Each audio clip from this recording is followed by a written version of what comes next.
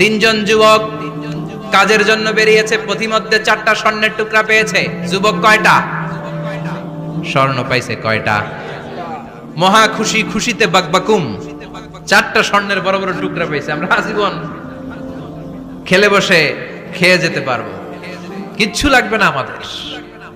তিন বন্ধু বলে ভাগ করি, আরেকজন বলে ক্ষুধা লাগছে। একজন যা বাজার থেকে রুটি কিনে নিয়ে আয়, খাওয়ার পরে ভাগ করবো। একজন রুটি কিনতে গেল, শয়তান দুইটারে বুঝায়, ওইটারে মারতে পারলে ভাগ বটোয়ারা সহজ হবে। তোরা দুইজন স্বর্ণ 4টা, তুই নিবি 2টা, ও নিবে 2টা। হিসাব সহজ না? দুই বন্ধু প্ল্যান করছে, ওইটারে মাইরা তুই 2টা, আমি 2টা। যেটা রুটি আনতে গেছে প্ল্যান করেছে, রুটির মধ্যে বিষ মিশায় নেই। কি মিশাবো?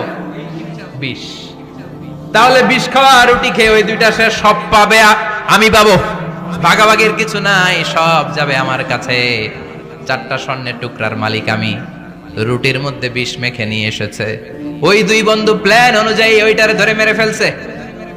এবার মহা খুশি। এক বন্ধু কয়, এবার তো ভাগ বটর আর কিছু নাই, তুই 2টা, আমি 2টা, আগে খাইয়া লই।